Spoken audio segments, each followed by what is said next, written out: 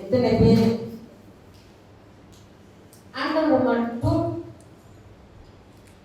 நினைச்சு நீங்க வந்திருக்கிறீங்க அப்படின்னு எனக்கு தெரியாது. ஆனா நான் அப்படிதான் இருக்கேன். அல்லேலூயா, அல்லேலூயா, அல்லேலூயா. இன்றைக்கு நம்முடைய வாழ்க்கையில சிலுவை அப்படின்றது நாம் எப்போதும் உணரக்கூடிய ஒன்று, உணரக்கூடியதான ஒரு காரியம். அல்லேலூயா, அல்லேலூயா. மனுஷன் நினைக்கிறதற்கு மேலே, உருவாக்குறதற்கு மேலே அவர் என்ன செய்கிறார்? நம்மை அவர் காண்கிறார். அல்லேலூயா. கொஞ்ச நேரம் தான் பேச போறேன். அதாவது போன வாரம் நான் போன சர்ச்சில் சிலுவைன்னா என்ன, சிலுவைக்கும் நமக்கும் என்ன சம்பந்தம் அப்படின்னு சொல்லி நம்ம பேசுறோம். அல்லேலூயா, அல்லேலூயா.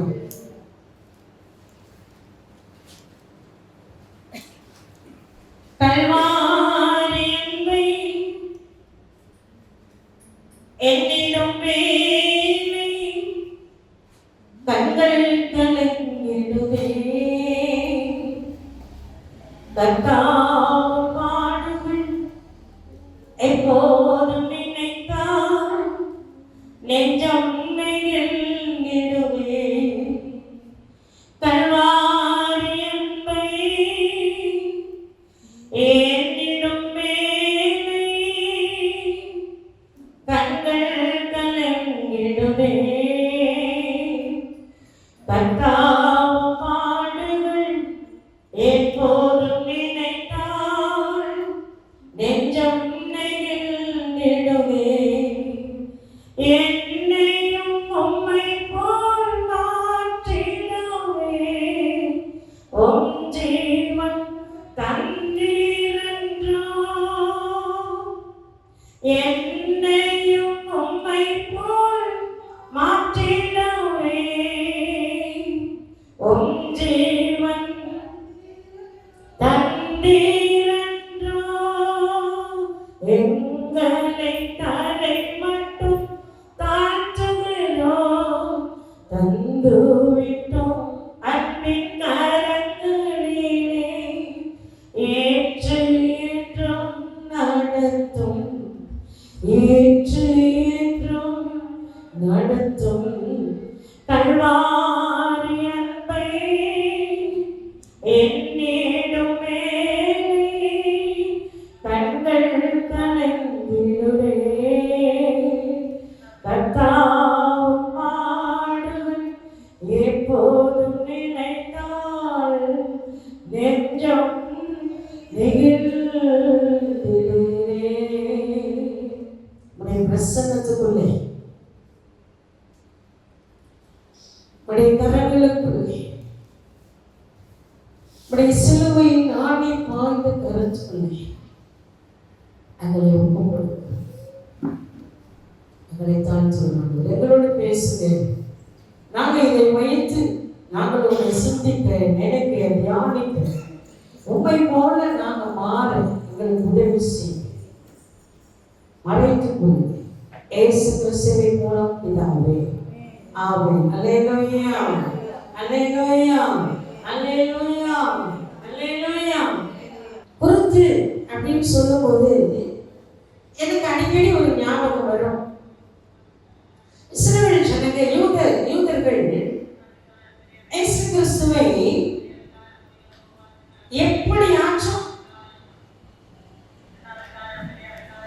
எப்படியாச்சும் என்ன செய்யலாம், படிக்கலாம் அப்படின்னு சொல்லி வழி தேடுகிறது. அந்த நாட்களிலே அன்றைக்கு தான் ஒரு விசேஷமான நாள்.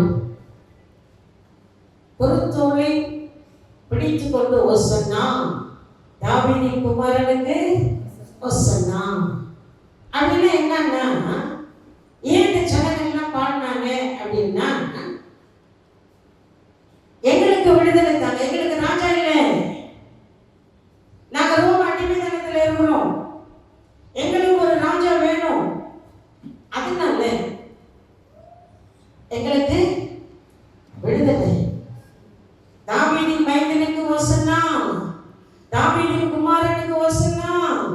ரட்சியும், எங்களை ரட்சியும் அப்படின்னு சொல்லி பாட்டு பண்ணோம். அந்த ஒரு கட்டத்துக்குள்ளதான் இப்போ நாங்க ரொம்ப நிற்கிறோம். அல்லேலூயா, அல்லேலூயா. சகலமும் நேற்று செயல்பட்டு வந்த அந்த சூழ்நிலை தான் இப்போ. இப்ப பாத்தீங்கன்னா இயேசுவை புடிச்சிட்டாங்க, அடிச்சுட்டாங்க, இப்ப கொண்டு போறாங்க. என்ன செய்யறாங்க? நீங்க சிலுவையை நினைப்பீங்களா நினைக்கிறீங்களா? எப்படி? பாடல்ல தான் தியானிக்கிறோம், சும்மாலாம் தியானிக்க மாட்டோம். அப்படித்தானே? ஆமாங்க. நமக்கெல்லாம் அந்தந்த நேரம் மட்டும்தான் நமக்கு என்னது ஞாபகம் வரும். இயேசு எனக்காக என்ன செஞ்சாரு? சிலுவையில மரிச்சாரு. அந்த நாள்ல மட்டும்தான் நமக்கு என்ன செய்ய வரும்? ஞாபகம் வரும். ஆனா எப்போதுமே சிலுவையை குறித்த ஒரு தியானம் நமக்குள்ளே வரும்போது மட்டும்தான் அவன் என்ன செய்யறானா? கிறிஸ்துவுக்குள் இருக்கிறான். அல்லேலூயா, அல்லேலூயா. கிறிஸ்துவுக்குள் ஒரு மனுஷன் இருக்கும்போது அவனுடைய வாழ்க்கையில முழுவதும் ஆண்டவர் என்ன செய்யறாரா? அவனை மாற்றி அமைக்கிறார். அல்லேலூயா, அல்லேலூயா. இப்ப இயேசு சிலுவையில 7 வார்த்தை சொன்னார். நான் நேரா பாயிண்ட்க்கு வந்துட்டேன். 7 வார்த்தை சொன்னார். 7 வார்த்தை தெரியுமா உங்களுக்கு? அதெல்லாம் கேட்காதீங்க. பைபிளை பத்தியே எங்களுக்கு தெரியாது.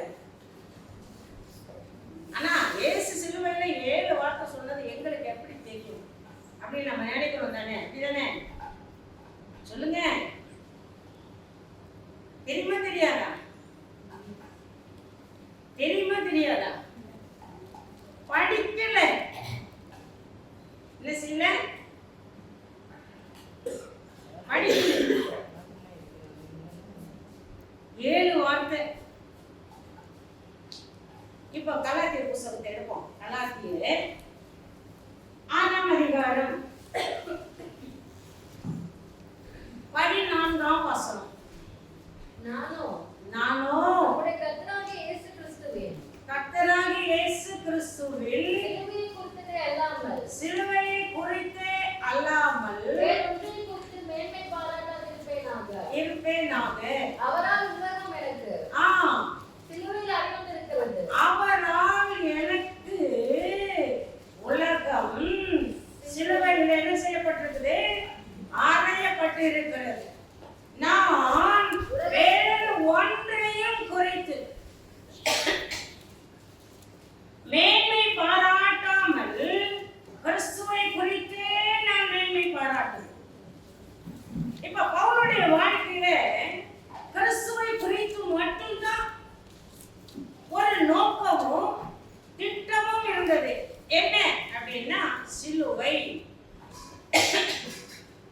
நான் கிறிஸ்துவுடனே கூட எப்போதுமே எப்படிதான் இருக்கிறேன்? சிலுவையில் இருக்கிறேன். சிலுவையோடு கூட சேர்ந்து வாழ்கிறேன். அததான் முதல்ல சொன்ன ஒரு வார்த்தை என்னன்னா, பவுலின் வாழ்க்கையில தேவன் செய்ததான காரியங்கள் அநேகம். அவர் எப்போதுமே சிலுவையை குறித்தே தியானிப்பார். அப்போ பவுலின் வாழ்க்கையில இயேசு செய்த காரியங்கள் அவர் ஒரு அனுபவம் அவருக்குள்ளே இருந்தபடிதான். அப்போ பவுல் எப்போதுமே அவர் சொல்வாராம், நான் கிறிஸ்துவை குறித்தே என்ன செய்கிறேன்? தியானிக்கிறேன், தியானம் பண்றேன். வாசிக்கலாமா? 1 கொரிந்தியர் எழுதின புத்தகம் 1ஆம் அதிகாரம் 18ஆம் வசனம் வாசிங்க. 1 கொரிந்தியர் 1:18. சிலுவையை பற்றிய உபதேசம் கேட்டு போகிறவருக்கு பைத்தியமா இருக்கிறது. ரட்சிக்கப்படுகிற நமக்கோ அது தேவ பலனா இருக்கிறது. 17 ஞானஸ்தானத்தை கொடுக்கும்படி அனுப்பவில்லை, சுவிசேஷத்தை பிரசங்கிக்கவே அனுப்பினார். கிறிஸ்துவின் சிலுவை வீணா போகாதபடி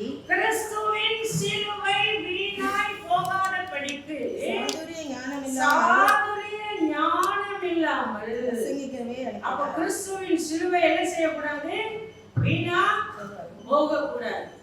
கிறிஸ்துவின் சிலுவை எப்போதுமே நமக்குள்ள எப்போதுமே இருந்துட்டே என்ன செய்யணுமா? இருக்கணும். அதனாலதான் இயேசு சிலுவையில இருக்கும்போது ஒரு வார்த்தை சொல்றாரு. வாசிக்கலாமா? லூக்கா எழுதின சுவிசேஷம் 73:34. அப்பொழுது இயேசு பிதாவே இவர்களுக்கு மன்னியும் நாங்கள் செய்கிறது இன்னதென்று அறியாதிருக்கிறார்கள். அப்போ இயேசு சிலுவையில தொங்கும் போதே அவர் என்னதான் சொன்னார்? 7 வார்த்தை சொன்னாருன்னு சொன்னேன். முதல்ல என்ன வார்த்தை தான் சொன்னாரு? மன்னியும். யாரை பார்த்து? யாரை பார்த்து? அடிச்சாங்கல்ல, துப்புனாங்கல்ல, சிலுவைய தலை கோல் மேல வச்சு சிலுவை இழுத்துட்டு வந்தாங்கல்ல, அவங்களை எல்லாம் பார்த்து ஏசு என்ன செய்கிறது அறியாமல் நாம என்ன செய்வோம்? நாம செய்வோம். அப்படி ஒரு வார்த்தை பேசிட்டா மன்னிப்பு கிடையாதுங்க. மன்னிப்பு இல்லை. யாராவது ஒருத்தர் குற்றமா பேசிட்டா முறைச்சிட்டா போதும். இவங்க என்ன முறைக்கிறாங்க? என்ன இல்ல மன்னிப்பு இல்ல. கணவன் மனைவிக்குள்ள மன்னிப்பு இல்ல. குடும்பத்துல மன்னிப்பு இல்ல. ஆனா இயேசு சொல்றாரு, நான் இவர்களை மன்னிக்கிறேன். இன்றைக்கு சிலுவைக்கு அவர் செய்த பாடுகளை நினைத்து வந்திருக்கிற நீங்களும் நானும் அவரை போல மாறணும் அப்படின்னா முதல்ல நம்ம கற்றுக்கொள்ள வேண்டியது என்னதான்? இயேசு முதல்ல என்ன செய்யறாராம்? மன்னிக்கிறார். நமக்குள்ள என்ன வரணும்? வருமா? வரணும். வந்தாதான் நீ அந்த சிலுவை வீணாய் போகாமல், இயேசு கிறிஸ்து அடிக்கப்பட்ட சிலுவை வீணாய் போகாமல், இயேசு சிலுவையில சிந்தின ரத்தம் வீணாய் போகாமல், அவர் கொடுத்த ரட்சிப்பு வீணாய் போகாமல், அந்த சிலுவை என்ன செய்யுதான்? சுமக்குது. இப்போ ஒவ்வொரு மனுஷனுக்கும் ஒவ்வொரு சிலுவை இருக்குது. அதுக்கெல்லாம் நேரம் இல்லை. ஆனா நீ எப்பெல்லாம் சிலுவைக்கு அடியில நிற்கிறியோ அப்பொழுதெல்லாம் மன்னிப்பு தானா வரும். சிலுவைக்கு அடியில நீ நிற்கணும். சிலுவையை நீ தியானிக்கணும். சிலுவையில தொங்குற இயேசுவை நீ தியானிக்கணும். தியானிச்சால் மட்டுமே உனக்கு என்ன கிடைக்குமா? மன்னிப்பு தானா இருதயத்துல வரும். என்னன்னா ஜென்ம சுபாவம் மாறவே மாறாது. அல்லேலூயா, அல்லேலூயா. நம்முடைய வாழ்க்கையில இருக்கிற ஜென்ம சுபாவங்கள் மாறணும்னா கிறிஸ்துவின் சிலுவை அன்னைக்கு தான் நாம என்ன செய்யணுமா? வரணும். நீ காலையில நாங்க தியானிச்சோம். அழகும் இல்லை, சௌந்தரியம் இல்லை, அவரை விரும்பத்தக்க ரூபம் இல்லை அப்படின்னு நாங்க தியானிக்கும் போது என்னுடைய உள்ளம் உடைக்கப்பட்டது. அழகும் இல்லை, சௌந்தரியம் இல்லை, அந்த கெடோற்றம் என்னை மீட்க. அழகும் இல்லை,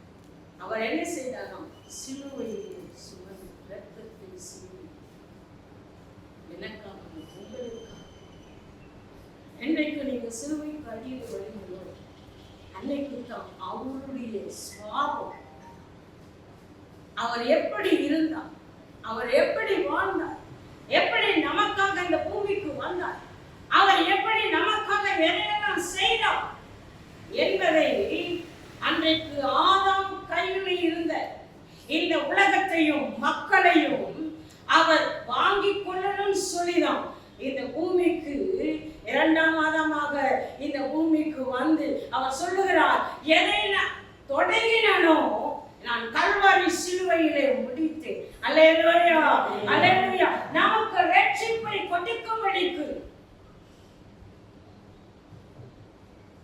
அவர் ரத்தம் சிந்தி, அல்லேலூயா, அல்லேலூயா, இயேசு சிலுவையில் சுமந்து போகும்போது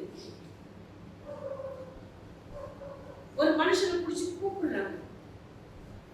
நான் ஒரே ஒரு காரியத்தை சொல்ல, அந்த மனுஷனை கூப்பிடுறாங்க.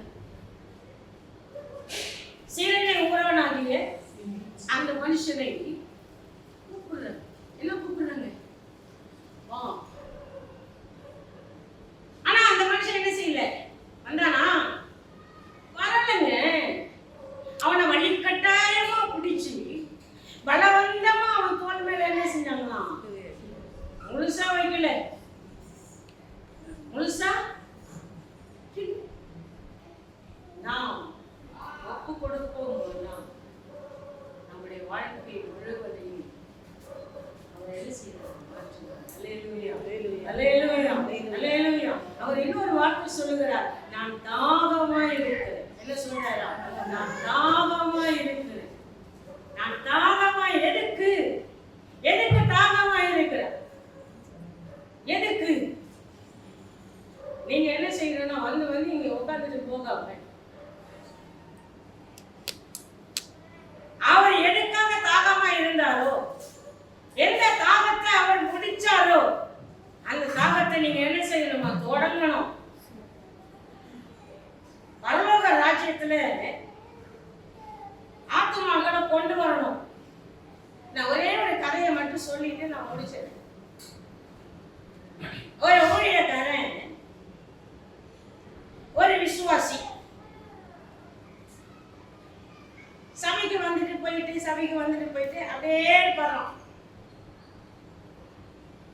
நான் தாகமா இருக்கிறான்னு சொல்றதுக்காக நான் அந்த கதையை சொல்லிட்டு நான் முடிக்க போறேன்.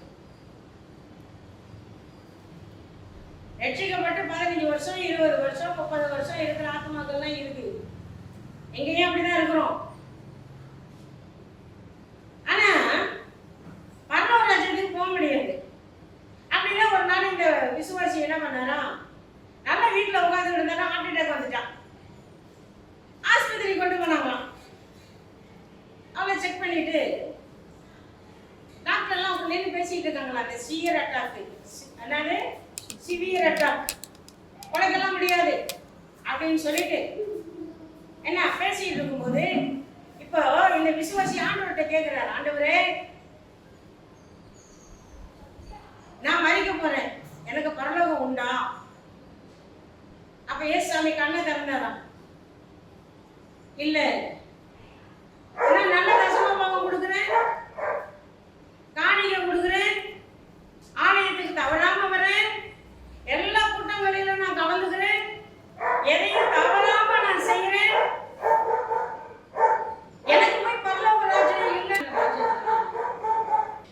ஊழியக்காரனோட முடிஞ்சுட்டு, ஆனா உனக்கு இன்னும் ஒண்ணு இருக்கு தெரியுமா அப்படின்னு கேட்டாங்க.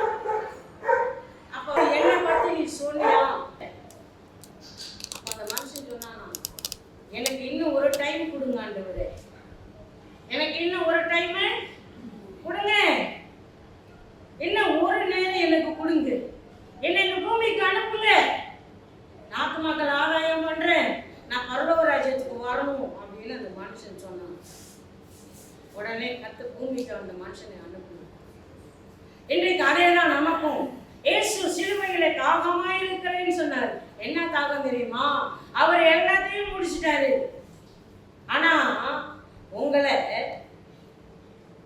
இந்த நாட்கள்ல இந்த உலகத்தோடு கூட எல்லாமே முடிஞ்சு போனாலும் நீங்க ஆலயத்துக்கு வர்றது, உட்கார்ந்து இருக்கிறது, ஆராதிக்கிறது, வேத வசனம் வாசிக்கிறது எல்லாமே முடிஞ்சிருச்சு. இங்கேயோட முடிஞ்சிடும். நீங்க எவ்வளவு கொடுத்தாலும், காணிக்கை கொடுத்தாலும், எல்லாம் கொடுத்தாலும் இங்கேயே முடிஞ்சிடும். ஆனா ஒண்ணு, கிறிஸ்துவின் சிலுவையை குறித்து நாம் என்ன செய்யணும்? மற்றவர்களுக்கு சொல்லணும். பரலோக ராஜ்யத்துல ஆத்துமாக்களை கொண்டு போகணும். அப்படி போனாதான் பரலோக ராஜ்யம் வாசல். இங்க திறந்த வாசல் திறந்துதான் இருக்கு. ஆனா அங்க திறந்த வாசல் திறக்கணும். அல்லேலூயா, அல்லேலூயா. பரலோக ராஜ்யத்துல ஒரு திறந்த வாசல் இருக்கு. இது பூமிக்குரிய திறந்த வாசல். இயேசு சிலுவையில் அடிக்கப்பட்டு ஜீவன் விடும்போது கடைசியா நின்னது 2 பேர் தான். யார் நின்னா? அதுவும் தெரியாதா? கடைசியா நின்னது 2 பேர். யாரு? மரியாளும் யோவான். இயேசுவின் மார்பில் சாய்ந்த யோவான். ஏன்னா அவர் தாயா இருந்தாரு, தகப்பனா இருந்தார். யாருக்கு? யோவானுக்கு. அதனாலதான் கடைசி வரைக்கும் சிலுவையின் கீழே இருந்தார்.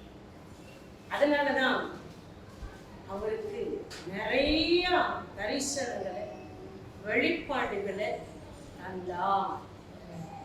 சபைகளை குறித்ததான வெளிப்பாடுகளை, சபைகள் எந்த நோக்கத்துல இருக்கிறது என்ற வெளிப்பாடுகளை தந்தார். இன்றைக்கு நாம் எங்க இருக்கிறோம்? நம்ம ஒவ்வொரு நாளும் என்னால சிலுவை சுமக்க முடியல, என் வாழ்க்கையில சிலுவையே மாற மாட்டுது அப்படின்னு நாம என்ன செய்யறோம்? நினைக்கிறோம். நமக்கு எல்லாருக்கும் 4 விதமான சிலுவை இருக்கு. இந்த 4 விதமான சிலுவையில எந்த சிலுவையை நம்ம தேர்ந்தெடுத்து கொள்றோம் அப்படின்றது தான் ரொம்ப முக்கியம். இந்த 4 சிலுவை பத்தி நான் சொன்னேன்னா எனக்கு நேரம் சரியாயிடும்.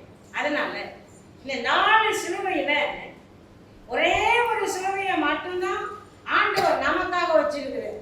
அதை ஒவ்வொரு நாளும் ஒண்ணு புருஷன சிலுவையா இருக்கலாம், பொண்டாட்டி சிலுவையா இருக்கலாம், பிள்ளைங்க சிலுவையா இருக்கலாம், கடன் பிரச்சனை சிலுவையா இருக்கலாம்.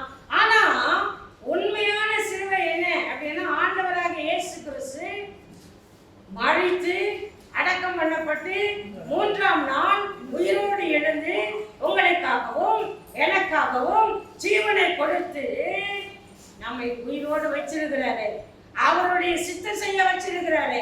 அதுதான் இன்றைக்கு அவருடைய சிலுவையை சுமக்க நீங்க எப்போதுமே என்ன செய்யணும்? ஆயத்தமா இருக்கணும். சிலுவை கடியில நீங்க எப்போதும் வர என்ன செய்யணும்? ஆயத்தமா இருக்கணும். இன்றைக்கு நம்முடைய வாழ்க்கை எங்க இருக்கு? நான் எங்க இருக்கிறேன்? நான் எங்க இருக்கிறேன்? நான் என்ன செய்யறேன்? சிலுவையை குறிச்சு நான் என்ன செய்யறேன்? நான் ஒவ்வொரு நாளும் ஆண்டுடைய பாதத்துல உட்காரும் போது நேற்றைக்கு நான் அதை சொல்லிதான் ஆகணும். ஒரே ஒரு காரியம் நான் சொல்லித்தான் ஆகணும். நேற்றைக்கு பாஸ்டர் பாட்டை பாடினாங்க. கல்வாரி அன்பை என்னிடம் வேலை கண்கள் கலங்கிடுதே அப்படின்னு பாடும்போது எனக்கு முன்னாடி ஒரு பெரிய காட்சி. என் கண்கள் கண்ணீர் தாரையா ஊத்துது. ஆனா அப்போ சொல்றாரு, அவரை நான் பார்க்கிறேன். அந்த கல்வாரி காட்சி, அந்த கல்வாரி காட்சியில விழாவில் குத்தப்பட்ட ஒரு பெரிய அந்த காயம், அந்த காயத்திலே உன்னுடைய கரத்தை கையை விடு அப்படின்னு சொன்னார். நான் அந்த கையை அவருடைய காயத்துக்குள்ள வைக்கும் போது அவர் மறுபடியும் எனக்குள்ள ஒரு வார்த்தை சொன்ன, என்னன்னா, நீ எப்பொழுதெல்லாம் என்னை பார்க்கிறாயோ, எப்பொழுதெல்லாம் எனக்குள்ள நீ இருக்கிறாயோ, எப்பொழுதெல்லாம் அந்த காயத்திலே நீ கை வைக்கிறாயோ, நீ மகா பரிசுத்த சிரத்துக்குள்ளே என்னை வந்து நீ காண்பாய். அல்லேலூயா, அல்லேலூயா. இன்னைக்கு நேற்று அந்த தரிசனம் நம்முடைய சபையில உருவானது. இன்னைக்கு தேவனுடைய பிள்ளைகளா இருக்கிற நீங்களும் நானும் என்ன செய்ய போகிறோம்? அவர் எங்க தொடங்கினார் அங்கேயே கடைசியா எல்லாம் முடிந்தது என்று சொல்லி, அல்லேலூயா, அல்லேலூயா. நாம் கல்வாரி சிலுவையை தியானிப்போம். கர்த்தர் நம்மை ஆசீர்வதிப்பாராக. ஆமென்.